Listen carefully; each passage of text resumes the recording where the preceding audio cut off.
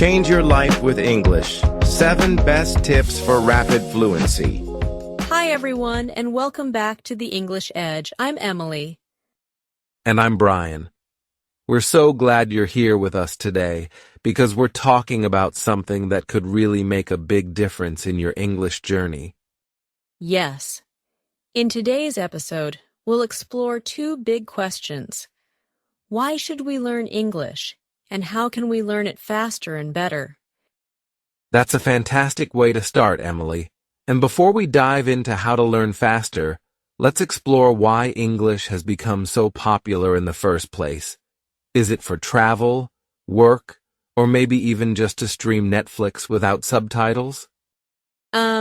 Yes. Netflix is a great reason. But seriously, learning English can change your life. It opens doors to freedom, confidence, and exciting new opportunities. That's right. So, in this episode, we'll dive deep into why English can change your life, and then share our 7 best tips to help you learn faster and speak more fluently. Okay? Are you ready? Let's get started. Okay, Brian, let's talk about the first benefit of learning English. This one is very exciting. English helps you connect with people around the world. Think about this. There are more than 1.5 billion people who speak English. That's like 1 in every 5 people on the planet. Wow, that's a lot of people. It means if you speak English, you can talk to people from many different countries, not just from the UK or the USA. You can meet people from Brazil, Japan, Germany, Egypt, and still speak the same language, English. That's really powerful. When you can speak English, you can make international friends, join online groups, or even play games and chat with people from other countries. And knowing English also makes traveling and exploring new cultures much easier. Okay, moving on to our second big point. English can seriously boost your career and open up a ton of opportunities. So many companies today are actively looking to hire people who speak English well. It's become a truly essential skill in the workplace. Exactly. That's because English is basically the global language of business and communication. If you've got English skills, you can collaborate with people from all over the world, especially if you're in industries like tourism, hospitality, or even just working in a restaurant that caters to international guests. And not just in tourism. Many big companies, like banks, tech companies, and especially foreign invested companies, use English as their main language at work. These companies often offer better salaries and working conditions than local ones.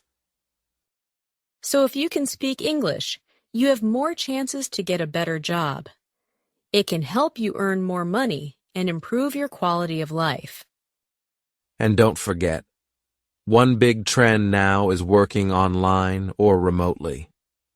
A lot of people work from home by teaching English online, writing content, or supporting international clients. All these jobs require English. Okay, Brian, moving on to our third big reason to learn English. This one's super useful.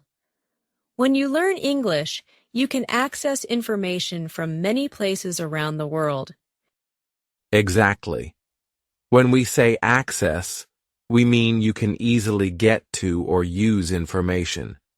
Here, it means you get information like news, videos, books, and lessons. Many websites, newspapers, and books are written in English. If you only know your own language, you might miss a lot of important information. That's right. Most news and reviews are first published in English. You can search for information on anything, from cooking and health to medicine or science. There are thousands of articles, video tutorials, and even free ebooks online. When you learn English, you open the door to a huge library of knowledge So Emily, with all these benefits, it sounds like learning English can really change someone's life. Absolutely, Brian. It can unlock new possibilities you never imagined. And when you can speak English, you feel more confident in yourself, and that confidence can lead to more opportunities. For example, you might get a chance to lead a project at work or be invited to a conference in another country, all because you can communicate well in English. Exactly. Let's move on to the next part of our podcast. How to learn English faster. Learning a new language can sometimes feel slow or difficult, but don't worry. With the right tips, you can make great progress. Tip number 1 is set clear, achievable goals. That means you need to know what you want to learn and why you want to learn it. A big mistake many people make is trying to learn everything at once. But that's not helpful. It's better to start small and go step by step. For example, don't say, "I want to speak perfect English." That's too big. Try something like, "I want to learn how to order food in English. I want to understand 10 new words this week. I want to practice speaking for 5 minutes every day." These are small goals, but they are clear and possible. And when you reach a goal, you feel happy and proud. That good feeling gives you energy to keep learning. It's like climbing a mountain. You don't jump to the top, you take small steps. And every small goal you finish is one step closer to your big dream. You need to write your goal down on a piece of paper or on your phone. Look at it every day. This helps you stay focused and remember why you're learning English. Also, your goals should be personal. Maybe you want to travel, get a better job, or watch movies in English. Think about what's important to you and start from there. So remember, set small, clear goals. Okay, Emily, let's move on to tip number 2. Practice every day. Even just a little bit of practice can make a big difference. You don't need to study for hours. Just 10 to 15 minutes a day can really help you improve. The secret is, be consistent. That means you practice every day, not just once a week. No doubt. And one fun way to practice is to talk about your life. You can use English to describe what you're doing, what you see, and how you feel, even if you're just talking to yourself. Yes. For example, when you wake up in the morning, you can say things like, "I'm brushing my teeth and thinking about what I need to do today," or "I'm making a quick breakfast because I don't have much time." These full sentences help your brain get used to thinking in English. That's a great idea. I usually give my students a small task. Describe your way to school or work in 3 to 4 sentences. One student said, "I walk past a coffee shop every morning. There are always many people waiting outside. I often see a man playing guitar on the sidewalk. The music makes me feel happy." These simple stories help you use more words and improve your grammar. Another great practice is to observe your surroundings and describe things with more depth. Instead of just saying, "This is a sofa," you can say, "This is a dark gray leather sofa that I bought last year. It's very comfortable, and I usually lie here to read or take a short nap after lunch." And if you enjoy writing, keep a short journal, but try to include feelings, reasons, and small stories. For example, today I had a long meeting at work, and although I was tired, I managed to stay focused. Afterward, I treated myself to a nice cup of coffee at my favorite cafe. It was peaceful, and I used the time to reflect on my goals for the week. And remember, it doesn't have to be perfect. The most important thing is use English every day. Speak it, think it, write it. That's how it becomes part of your life. All right. The next tip is take notes by hand. That means use a pen and paper. It sounds simple, but it really works.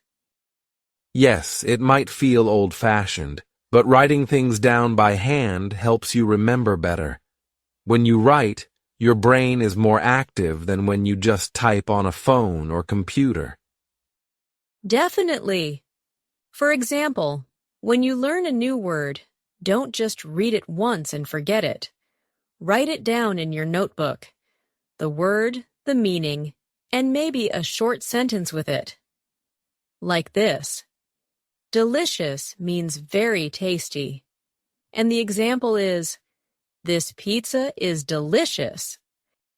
That's a great example. When you write like this, you remember the word better, and later, you can go back and look at your notebook to review. It becomes your personal English book. You can also try a simple idea. Just make little doodles while you study or listen to English. It's not about drawing beautiful pictures, just simple shapes or patterns you make freely with your pen. Exactly. You can draw circles, waves, arrows, anything that comes to mind.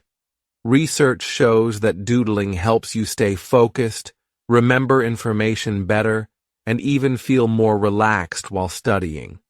Sometimes our minds wander when we study for too long. Doodling can help us stay alert and keep our brains active. And if you want to take it a step further, you can turn ideas or key points into simple visual symbols or mind maps. Remember, the goal isn't to make art. It's to keep your hands busy and your brain engaged. Focus on the process, not the result. Start with basic doodles and make it part of your regular study routine. It can make learning more enjoyable and effective. Let's dive into tip number 4. Expand your vocabulary and focus on learning useful phrases, not just individual words. That's such an important point. A lot of English learners memorize long lists of words, like book, fast, or cold. But when it's time to speak, they don't know how to put those words into sentences. Exactly. It's like knowing puzzle pieces, but not knowing how to fit them together. That's why learning phrases and using words in context is more effective.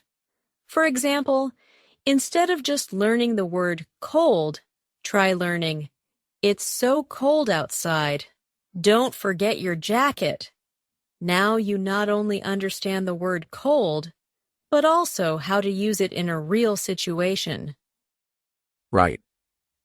These phrases are often called collocations, words that naturally go together, like make a decision, catch a cold, or pay attention. These small details make your English sound more fluent. That's true. You can learn phrases by listening to native speakers in movies, podcasts, or YouTube videos. For example, in a cafe scene, you might hear, "Are you in line?" instead of, "Are you waiting?" or "Can I get a latte to go?" Much more natural than just saying coffee. Yes, and when you watch TV shows or interviews, write down phrases that you hear often. For example, "I'm not sure about that. That makes sense. Let me think about it." These are phrases native speakers use all the time in conversation. Another great tip is to learn phrases by topic. For example, if you work in customer service, learn phrases like, "How can I help you today?" "Could you repeat that, please?" "Let me check that for you." These phrases are much more useful than just learning help or repeat. And don't be afraid to practice speaking these phrases out loud. Say them with feeling, like you're really in that situation. This helps your brain remember not just the words, but the rhythm and emotion, too. So to sum up, don't just learn random vocabulary, learn real, practical phrases. Focus on how words are used together in real life. That's the fastest way to sound more natural and confident in English. All right, Emily. Let's jump to tip number 6. Teaching others what you learn. Teaching someone else is a great way to remember and understand better. When you explain English to others, your brain works harder to organize the information. Exactly. For example, if you learn a new word or phrase, try to teach it to your friend, family member, or classmate. Even if your English is not perfect, teaching helps you practice speaking and thinking in English. It also helps you find new questions and understand things more clearly. And sometimes, when you teach others, they might ask questions or share new ideas. This makes learning more interesting and fun. Plus, when you teach, you feel more confident because you are helping someone else. It's like you become a little teacher. All right, Brian, let's talk about another useful tip for learning English faster. The 4W1H technique. It's really interesting. It means asking and answering 5 simple questions. What, who, where, when, and how. It's a great way to organize information and explore it from different angles. Right. Let's give an example. Imagine you're reading a news article about a car accident. To find out the key details, you can ask yourself those 5 questions. What happened? Who was involved? Where did it happen? When did it happen? And how did it happen? Exactly. And then you try to answer them one by one. There was a car accident. 2 cars were in the crash, and several people were injured. It happened on Main Street at around 3 p.m. yesterday. One car suddenly swerved and crashed into the other. When you put all the answers together, you get a full picture of what happened, and you remember the story more easily. That's a great way to practice. You can also use the 4W1H technique to describe your own experiences. For example, what did I do today? Who did I meet? Where did I go? When did it happen? How did I feel? Yes, and it works with reading, listening, speaking, or writing.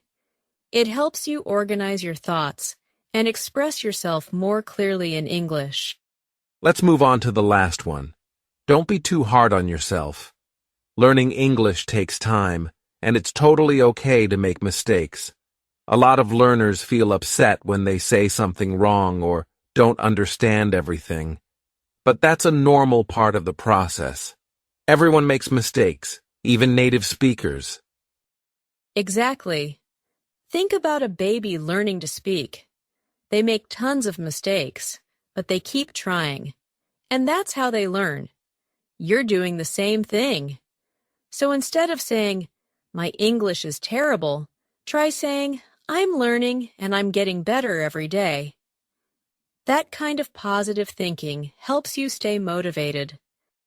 Also, don't compare yourself to other learners. Everyone moves at their own pace. Focus on your own journey and be kind to yourself. And if you ever feel tired or frustrated, take a short break, smile, and say, "It's okay. I'll try again tomorrow." That's the attitude that helps you keep going. Now, let's go over today's new vocabulary. Listen carefully and try to remember their meanings. Benefit. Meaning, something good that you get. Example, exercise has many health benefits. Collaborate. Meaning, to work together with someone. Example, the students collaborate on a school project. Hospitality. Industry. Meaning, the business of giving food, drinks, and a place to stay to people. Example: hotels and restaurants are part of the hospitality industry. Cater, meaning to provide food and drinks for an event. Example: the restaurant caters food for the wedding. Invest, meaning to use money for something to get more money later. Example: he wants to invest in a small business. Condition, meaning the state or situation of something. Example: the car is in good condition. Conference, meaning a big meeting for people to talk about something. Example: she goes to a business conference every year. Achievable, meaning possible to do or reach. Example: learning 10 new words a day is an achievable goal. Consistent, meaning always the same or regular. Example: she is consistent in doing her homework every day. Sidewalk, meaning a path for people to walk beside the road. Example: the kids walk on the sidewalk to school. Observe, meaning to look at something carefully. Example: we observe the stars in the sky at night. Surrounding, meaning the area around something. Example: the hotel has beautiful surrounding trees and flowers. Treat, meaning to act in a certain way towards someone or something. Example: he treats his dog with love and care. Reflect, meaning to think deeply or carefully about. Example: after the meeting, she took some time to reflect on the feedback she received. Doodle, meaning to draw simple, quick pictures without thinking much. Example: she likes to doodle in her notebook during class. Wander, meaning to walk around without a plan or direction. Example: he likes to wander through the park. Engage, meaning to take part in something or to be busy with something. Example: the children engage in a fun game. Swerve, meaning to turn suddenly to avoid something. Example: the car swerved to miss the cat. Compare, meaning to look at two or more things to see how they are the same or different. Example: let's compare the prices of these two phones. Attitude, meaning the way someone thinks or feels about something. Example: she has a positive attitude about learning English. Today, we talked about something that can truly change your life: learning English. English isn't just a school subject. It's a powerful tool that helps you connect with people around the world, travel more easily, find better job opportunities, and explore new ideas and cultures. When you speak English, your world becomes bigger. You can make international friends, enjoy movies and music from around the world, and feel more confident in new situations. Thanks so much for listening to our podcast. If you enjoyed it, don't forget to follow us and share it with your friends who are also learning English. And we'd love to hear from you. What was your favorite tip today? Or do you have your own learning strategy? Send us a message. We're always happy to connect. Until next time, keep learning, keep smiling, and keep speaking English. Bye for now. Bye. See you in the next episode.